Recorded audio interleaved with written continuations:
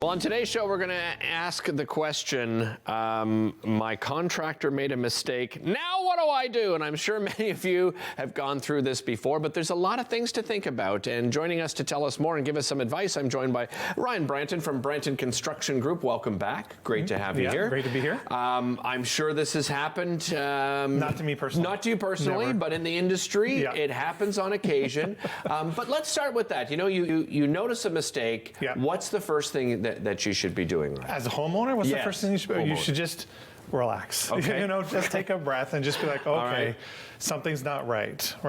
Always take a picture. We always recommend take a picture of everything, like even if there's no mistakes at the end of the day. Okay. The progress of your renovation, but take a picture of it and kind of reach out to the contractor in a very nice way and saying, hey, can we schedule a little call or a talk or an on-site visit to go through it, but remain calm.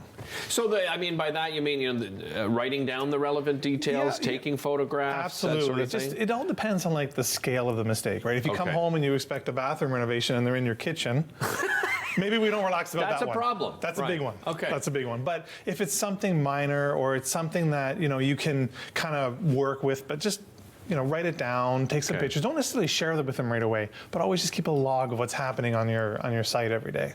Yeah, and you suggest having that in-person meeting. Don't it's the weekend. Don't send them a photo and the problem.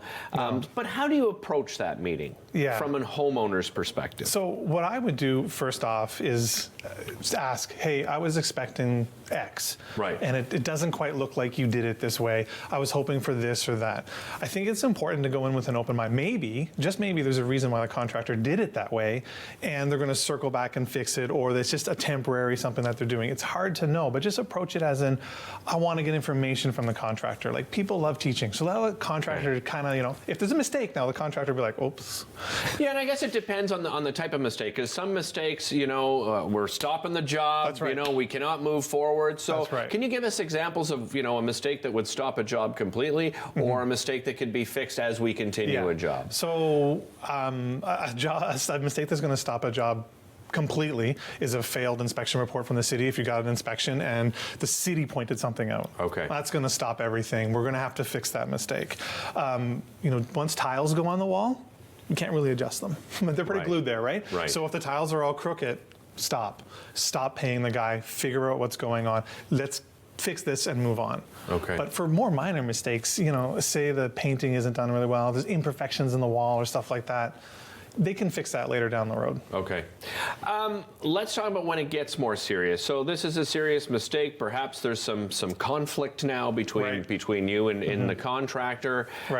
Do you go back and look at the contract to make sure? So what do you look for specifically in the contract? So you want some sort of clause in the contract that's going to talk about how we're going to deal with a mistake or conflict. What is the process, right? Ideally, in an ideal world, especially if it's a big job, your lawyer has reviewed the contract before you signed it, right? So that you have an idea of what's next. How are we going to arbitrate this? Because you can't live without a bathroom because of a mistake. You need to move forward.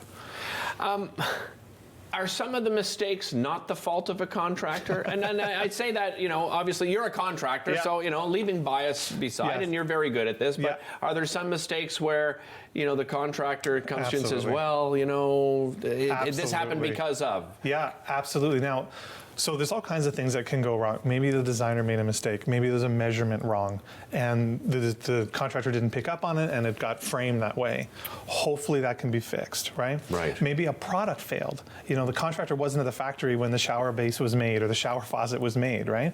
But the ideal situation is you're having an open dialogue with the contractor, and you say, hey, my shower base is really creaky, or my faucet is leaking and it's brand new, and they can fix that for you before it gets too, much of an issue. You mentioned, when it does get serious, obviously you never want to bring a lawyer into a situation if you don't have to, but sometimes you do. And I guess you have to be careful the type of lawyer, because you're not just going to call your friend up who's, I don't know, a family law guy or gal, right? No. Are there lawyers that look at this kind of thing specifically? Yeah, there are absolutely construction-based lawyers. We have one that's all that they focus on, and they're a great resource that you could go to. But again, once it gets to that level, you're more than likely firing the contractor. Like things have gone really, really wrong. And you want to avoid that because the cost of hiring a lawyer and going through the court system, one, it takes forever. And two, it's going to cost a lot of money, much more than just maybe hiring another contractor to fix the mistake. Right. I guess that's what you have to weigh, right? If you see that this is going to be something that has to go to the court system, you're paying a lawyer, you know, $250 an hour. I don't even know what it is anymore. I haven't used a lawyer. An hour.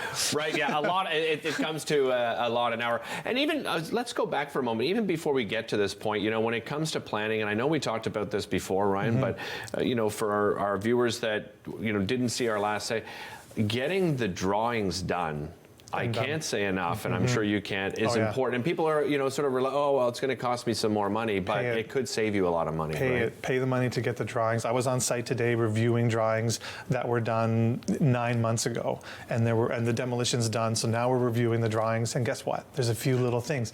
But that's why we do it. Right. Pay the money to get the drawings, because if all the different trades are going in and they're just relying on what the client told the general contractor, and now I'm telling the electrician, it's going to get lost in translation. Right. The prep work you do at the beginning, especially of a large renovation, is going to save you thousands of dollars and a lot of frustration. Yeah, and you're full service. You've got people that can do the drawings and then and do the work and all the way to the end. What's the best way to get in touch with you guys? BrantonGroup.com. That's a great way. I'm at the home show this next month. Okay, excellent. Talking about, you know, how to trust your contractor, what are the signs to look for. Well, we trust you, and that's why we have you on the show. We'll be right back after this.